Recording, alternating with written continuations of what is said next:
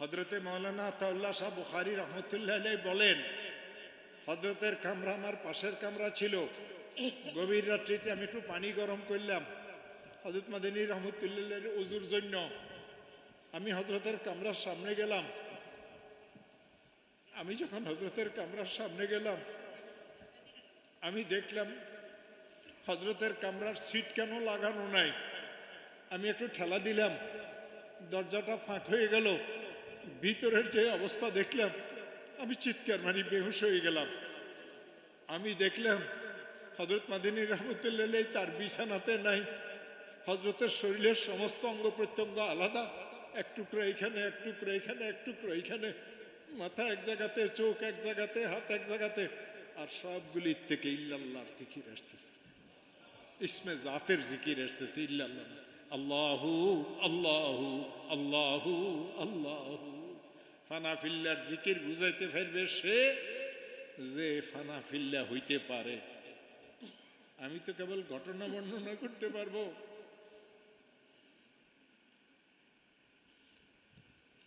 ও আমার প্রিয় ভাইয়েরা, তরিকতের দুইটা লাইনের ভিতরে তরিকত ঢুকেই গেছে।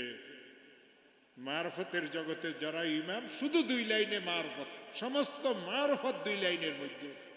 তরিকত মে ওহি কামিল শিকস্তা দিল জিসে হাসিল বহুত মিলতা খুদা তালিব শিকস্তা দিল নেহি মিলতা। দেওবন্দের মতিম সাহেব হযরত মাওলানা কারি তৈয়ব সাহেব রহমতুল্লাহ পুরা শরীরে মনে হয় 10 কেজি গোস্ত ছিল না। আমি অনেক দিন ওনার খেদমত করছি, এক কামরাতে ঘুমাইতাম। কে ছিলেন তিনি? কাসিম নানতুবির নাতি ছিলেন। কে ছিলেন তিনি? আনোয়ার শাহ কাশ্মীরের আশরাফ আলী থানভীর খলিফা ছিলেন। কে ছিলেন তিনি? 56 বছর একটানা দারুল দেওবন্দের মুহতামিম ছিলেন। আমাদের আহমদ শফি সাহেবের ওস্তাদ, আমি ওমর ফারুকের ওস্তাদ। আমি ওনার কাছে 3 পারা বুখারী শরীফ পড়ছি, কারি তৈয়ব সাহেব রহমতুল্লাহর কাছে। ও আমার প্রিয় ভাইয়েরা, এ কোরআনে কারীমকে মাথায় নিয়ে বলি, অর্ধরাত্রির পরে আমি আমার জীবনে কোনোদিন কারি সাহেবকে ঘুমাইতে দেখি নাই। কোনো জিকির আজকারও বেশি করতেন না, শুধু কোরআন তেলাওয়াত করতেন। কখনো আমি হযরত কারি সাহেব রহমতুল্লাহকে দেখছি নামাজের অবস্থাতে হইতেন না, দাঁড়াই কোরআন তেলাওয়াত করতেছেন। 2 চোখ থেকে টপ টপ করিয়ে পানি পড়তে থাকতো। আমার উস্তাদ হযরত মাওলানা জাকারিয়া সাহেবকে আমি দেখছি, হযরত মাওলানা জাকারিয়া সাহেব এই পরিমাণ কাঁদতেন, এই পরিমাণ কাঁদতেন। আমরা কারা সেই মসজিদে থাকতাম জানেন? মুফতি মাহমুদুল হাসান গঙ্গুহি, মৌলানা মিন্নাতুল্লাহ রহমানী, আলী মিয়া নদভী, মনজুর নোমানি, শহীদ আহমদ পালনপুরি, দুনিয়ার 1200 ওলামায়ে কেরাম সেখানে থাকতেন। বাংলাদেশের একজন থাকতেন কাকরাইলের, খুলনাতে বাড়ি ছিল হযরত মাওলানা আব্দুল আজিজ সাহেব খুলনাবি। ও আমার প্রিয় ভাইয়েরা, বাসা বাসা পৃথিবীর বুজুর্গদেরকে তিনি তাজকিয়া শিখাইতেন। হযরতের তাজকিয়া কি ছিলেন? হযরতের দরবারে কেউ কোনো কথা বলতে পারতেন না, এইটাই তাজকিয়া, কোনো কথা নাই। ইবাদত করো, ঘুমিয়ে যাও, যে পরিমাণ চাও খাও, যে পরিমাণ চাও ইবাদত করো, মনে না চাও লম্বা হয়ে শুয়ে যাও। তাও রমজানুল মুবারক 1200 ওলামায়ে কেরাম সারা পৃথিবীর, মক্কার শেখ ইয়াকুব সুবাইলের ছেলে, বড় বড় মক্কি মাদানী ওলামায়ে কেরামেরা সাহারনপুরে আসতে। আমি ইয়াকুব মাদানীকে আমি হযরতের কাদেম ছিলাম 3 বছর। আমি ইয়াকুব মাদানীকে জিজ্ঞাসা করছি, তোরা মদিনা ছাড়িয়ে কেন এই সাহারনপুরে আসস? ইয়াকুবে কইছে, বাঁচিয়ে থাকলে মদিনা তো বহুবার পাবো, শেখ তো বুড়া হয়ে গেছে। পীর আর মুরিদের সম্পর্ক এখন আগের মতো না।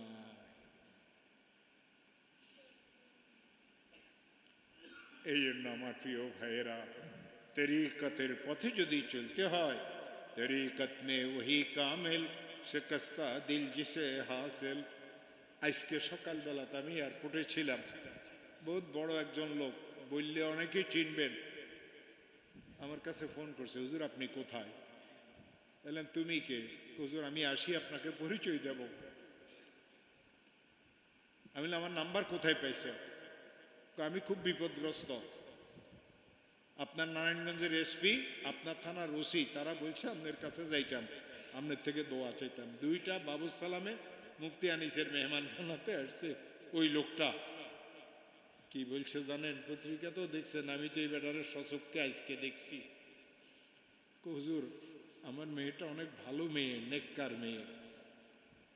আমার মেয়েটা ম্যাট্রিক পরীক্ষা দিচ্ছিল, এই চলমান পরীক্ষা, একদিনের পরীক্ষা খারাপ হয়েছে। পরীক্ষার চাপ তার মাথার উপরে এত বেশি ছিল, বাসাতে আসি ফাঁসি দিয়ে আমার আদরের মেয়েটা মরিয়ে গেছে। হুজুর, আমার কলিজা নাই। এই কথা বলে চিৎকার শুরু করছে। মসজিদের থেকে লোকজন চলিয়ে আসছে। উপরে দাওরার পরীক্ষা চলতেছিল। আমি তারে অনেক কষ্ট করে চুপ করিলাম। বেফাকের ৩-৪ জন ছিল, বেফাকের পরিদর্শক শহীদুল্লাহ ছিল, আরো কয়েকজন ছিল। কেউ বুঝে না যে লোকটা কি নিয়ে আসছে। হুজুর, আমার সাথে এরকম কেন হইল? তা আমি তাকে বললাম, তওবা করো, আর তুমি তোমার মেয়েটাকে তুমি মাফ করিয়ে দাও। তুমি মাফ করলে কি লাভ হইবে জানো? তোমার আল্লাহ বলবেন, বান্দা হয়ে বাপে যখন মেয়েটাকে মাফ করিয়ে দিয়েছে, আমি আল্লাহ হয়ে আমিও মাফ করিয়ে দেব। আল্লাহ তখন আমার দিলে এই কথা ডালছে, আমি তাকে এইটা বলছি। আর একটা ছোট্ট আমল শিখাই দিছি। আমার কিছু টাকা হাদিয়েও দিছে, একদম নতুন টাকা, বড় অফিসার। পরে আমি এটা কইছি, তোমারও তো এখন দেওয়া দরকার না হুজুর, এটা আমি নিয়ত করিয়ে আনছি। বুঝছেন? ও আমার প্রিয় ভাইয়েরা, যেই জায়গাতে আমরা শান্তি তালাশ করি সেখানেই তো অশান্তি। আপনি যদি আপনার আত্মার সংশোধন করেন, আল্লাহ ওয়ালাদের সাথে থাকেন, আদব ওয়ালা যদি আপনি হন, তা আপনার দাম আছে। বুঝছেন? শুনাইছি না একটু আগে তবলিগ ওয়ালাদের কথা? আমার বাপের মতো তবলিগ ওয়ালা এই বাংলাদেশে কয়জন ছিল? আমার আব্বা মাওলানা ইউসুফ সাহেবের সাথে চিল্লা লাগাইছে, আমি মাওলানা আব্দুল্লাহ সাহেবের সাথে চিল্লা লাগাইছি, মাওলানা লুৎফর রহমান সাহেবের সাথে চিল্লা লাগাইছি, মাওলানা ইদ্রিস সাহেবের সাথে চিল্লা লাগাইছি, আমার শ্বশুর সন্দীপের পীর সাহেবের সাথে চিল্লা লাগাইছি, আরবের সফর করছি। আপনি কয় চিল্লা দিছেন? আপনি আমারে তবলিগ বুঝান? আমি যে সময় মাওলানা জাকারিয়া সাহেবের খাদেম ছিলাম, স্যার তখন নাহমিবির কিতাব পড়তো। আরে তাঁতিদের সবচেয়ে বড় গুরু যেটা ওয়াসিফ, আমার কাছে নাহমির পর্যন্ত পড়ছে। ওয়াসিফের মেয়ে, ওয়াসিফের বউ মিনু আমার ছাত্রী, ওয়াসিফের মেয়ে হাফসা আমার ছাত্রী। এই দিন কয়েকদিন আগে এয়ারপোর্টে দেখা যায় মনে হয় মোটা হয়েছে, আরো মোটা। এরপরে খাদেম এতগুলো না, পীর ফকিরের লোক এত কাঁদেন থাকে। তা আমি ওয়াসিফের মাথাতে আমার ছাত্র হিসাবে আমি এভাবে হাত দিয়ে কইলাম, ওয়াসিফ কেমন আছো? আমার ছাত্র, আমি কেমন আছো বলে কি গুণ হইব? কে ভাব ধরিয়ে রয়েছে। বললাম, ভাব ধরছো কেন? তোমারে জিজ্ঞাসা করছি কেমন আছো? হুজুর আপনি, হুজুর আপনি একটু কাকরাইলে আসবেন, আপনার লগে আমার বহুত দরকারি কথা আছে। এও মরে নাই, আমিও মরি নাই। আমি বলছি, তুই তো মারি মারি আমার মহব্বতের হোলা ভাইনা গেলে কাকরাইলের থেকে বাহির করস, আমি গেলে তুই আমার লগে কি করস আমি কি জানি। খাদে মোগল সব যেন আমার গিলিয়ে লাগবে চিন্তা। আমাদের এত বড় বসের, সারা বাংলাদেশের বড় হুজুরের তবলিগের মুরব্বীরে আসো আসো করি কথা কয়, এই লোকটাকে। ও আমার কাছে পড়ছে নাহমির পর্যন্ত কিতাব পাঠাইছে ২৫০০-এর আব্দুল্লাহ ওয়ালি। আব্দুল্লাহ ওয়ালও ফির আসছিল, বুজুর্গ আসছিল। আব্দুল্লাহ ওয়ালের মুরিদের জন্য ফির, আমার জন্য তো আব্দুল্লাহ ওয়াল ফির না। কথা বুঝে আসছে? ও আমার প্রিয় ভাইয়েরা, আল্লাহর ওলিদের কাছে যাওয়া ছাড়া রাস্তা পাওয়া যাবে না। আমি বলছি না, আমর শেখ সাহেব যখন আমাকে খেলাফত দিচ্ছেন, পরপর ১৪ জনে খেলাফত দিয়েছে, মুরিদ আল্লাহর রহমতে একটা নাই, করি না, আমার ভয় লাগে।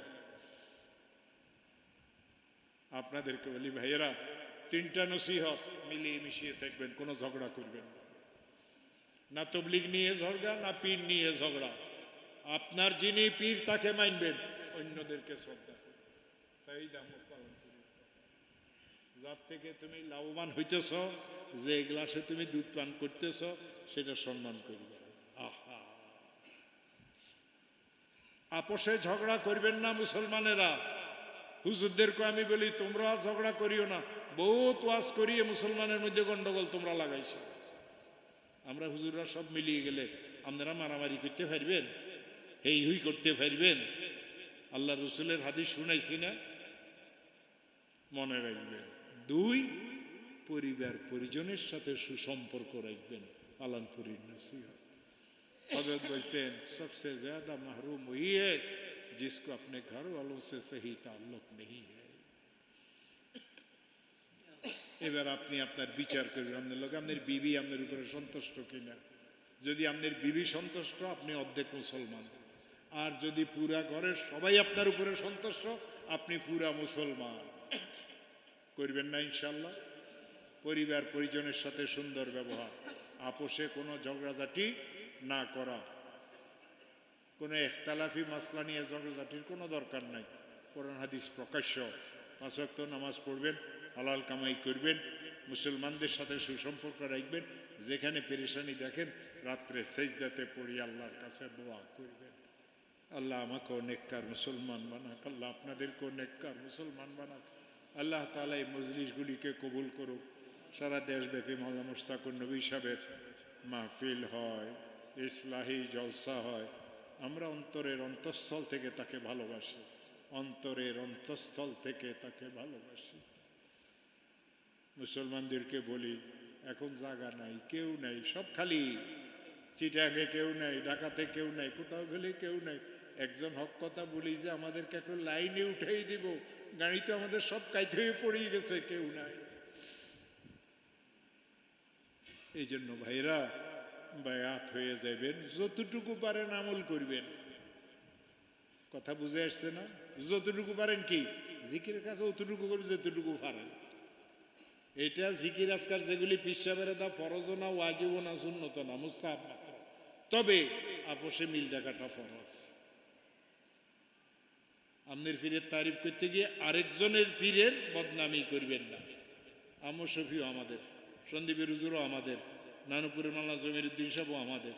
আমি আমার হুন্ডার পিছে, বাইকের পিছে করে জমিরুদ্দিন সাহেবের ওয়াজ করাইতে করাইতে ফেতা হয়ে গেছি, বুড়ো হয়ে গেছি। 1-2 বছর না, একবার গেলে 20 দিন, 25 দিন, 1 মাসও সন্দীপ থাকতেন। তখনও রিক্সা দুনিয়াতে আসে নাই। আমার কাউ আমি কেমনে যাবো? তাহলে আমার বাইক আছে আর আমি আছি। আমার শ্বশুরেরও ওয়াজ করাইতাম।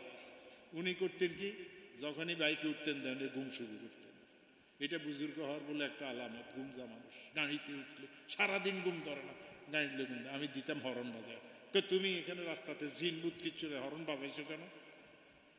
আমি কি আপনি ঘুমজান কেন? আমি ভীষণ মোটা মানুষ, আমি হরিয়ে গেলে তো আমার ঠ্যাং ভাঙবে। বেশি কথা বলো। আর লাঠি একটাকে সবসময় সামনেই ব্যবহার রাখতেন আমার শ্বশুর। আমি লাঠি সিধা করিয়ে ধরেন, কারো গায়ে লাগবে কোনো ভয় নাই। আমি বললাম না, কারো গায়ে লাগবে ভয় নাই। লাঠি রাখিয়ে দিলেন মানে আপনি নিরাপদ ঘুমান শুরু করবেন। আহা, এত মায়া করতেন, এত মায়া করতেন, এত মায়া করতেন, এত মায়া করতেন। মাওলানা আব্দুল আজিজ সাহেব আপনাদের 8,000 কবরে চলে গেছেন। আহা, বলই বিবি লই আমার আম্মার মেহমান হয়ে সন্দীপ বেড়াইতে যাইতে। সাইদ আহমদ পালানপুরি পটিয়া মাদ্রাসার মাহফিলে আসছেন। একদিনের বয়ান ছিল না, 3 দিন বয়ান ছিল, মধ্যে 1 দিন বয়ান ছিল না। ওই সদরঘাট কেমনে কেমনে আসছে, আবার একটা দড়ি সন্দীপ চলিয়ে গেছে। আমাদের বাসার বৈঠকখানাতে যাই বসে রয়েছে সাইদ আহমদ পালানপুরি রহমতুল্লাহ আলাইহি। সবাই আশ্চর্য, হুজুর কেমনে আসছে, হুজুর কেমনে আসছে? कोई यहाँ तो हमारे बेटे रहते हैं, उसको देखने के लिए आया। আরেকদিন আমার আম্মা আমারে জানাইলো, কাজের ছেলেরে ফাটাইয়া, তুই কোথায়? আমি তো একটু বাজারে আছি। সামনে মানুষ একজন এসে উর্দুতে কথা বলে। আমি দৌড়াইতে দৌড়াইছি, দেখি যে হযরত মাওলানা সৈয়দ আসাদ মাদানী সাহেব আমাদের বৈঠকখানাতে বসিয়ে রয়েছে। আমি আর আসাদ মাদানী একসাথে জেল খাইছি। তুই কে? মাদানী মাদানী করি মারামারি করস কেন? আমি আর আসাদ মাদানী এক বালিশে ঘুমাইছি। এর জীবনী খুলিয়ে দেখ। ওনার অসুখ ছিল, ফাইলসের কষ্ট, রক্ত যাইত। সাইদ আহমদ পালানপুরি আমারে বলছেন, তুই তোর ওয়ারেন্ট জারি কর। যদি ওয়ারেন্ট জারি না করে, আমি ওসিকে বলি তোর ওয়ারেন্ট জারি করুম। সন্ধ্যার আগে আগে তুই জেলখানাতে ঢুকতে বজরতের খেদমতের দরকার। কিরকম সম্মান একজন একজনকে করতেন। 1800 লোক আমরা জেলে ছিলাম, চাঁদপুরের কেন্দ্রীয় জেলে। তিনও বেলার খানা মাওলানা জাকারিয়া সাহেবের বাসার থেকে আসতো। সবাইকেও জাকারিয়া সাহেব বলে, সুফি মানুষ, এইসব কিছুতে নাই। যেখানে দরকার আমাদের বুজুর্গরা সেখানে থাকতে। এই সবগুলির দ্বারা বুঝাইছি একটা কথা, সব মিলিয়ে মিশিয়ে থাকবেন, দলে দলে সব একসাথে জান্নাতে চলে যায়। আল্লাহ আমাকেও মাফ করুক, আল্লাহ আপনাদেরকেও। বায়াত হইবেন না? আমি তো অনেকের কাছে বায়াত হয়েছি, যার কাছে বায়াত হয়েছি 1 মিনিটে বলি দিই, এটা ওনারও লাভ হইবে। এটা ওই হাজি হেমাই ছিল জাহাঙ্গীর টেক্সটাইল মিলের মালিক, ওইসে হাবিজির হাতে মুরিদ গেছে, হাবিজি মরিয়ে হয়েছে, ফিরজির হাতে মুরিদ মরিয়ে গেছে, ফিরজি হয়েছে। ওই যে কি নাম, আরে সন্দীপ হুজুরের কাছে মুরিদ হেও মরি গেছে। পরে আমার লই কায়দা করি হের গাড়িত করে হাঁটা চালিয়ে আসছে। আমার কদুলা ভাই আমার হুজুরের কাছে মুরিদ করাইয়া দেন।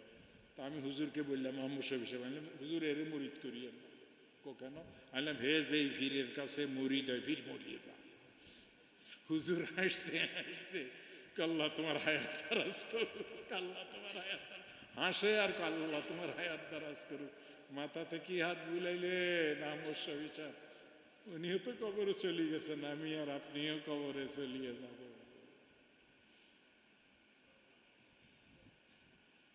আল্লাহ তাআলা এই ইসলাহি জোট সারা বাংলাদেশ ব্যাপী যেটা হইতেছে এগুলিকে কবুল করুক। আর যে সমস্ত জায়গাতে আরো বেশি বেশি আপনারা ইসলাহি জোট করতে পারবেন, বেশি বেশি করবেন। কারণ মাহফিলের মধ্যে ঠান্ডা গরম ওয়াজ হয়, ঝগড়ার কারণ হয়। ইসলাহি জোটে কোনো গন্ডগোল ঢুকে না। আরে বুঝছেন না, বুঝেন নাই? সন্দীপ হুজুরে ওয়াজ মাহফিলে যাইতেন না, ইসলাহি জোটে যাইতেন। এই জন্য ওনার নাম মুসলেহ উম্মাহ। আল্লাহ তাআলা আপনাদের সবাইকে কবুল করুক, আল্লাহ এই মাদ্রাসাখানাকে কবুল করুক। এখানে আপনারা দেখবেন যুবকেরা বহুত বড় বড় ভবন তৈরি হয়েছে। আমি বলিয়ে গেলাম, আপনারা দেখবেন ইনশাআল্লাহ। আসসালামু আলাইকুম ওয়া রাহমাতুল্লাহ।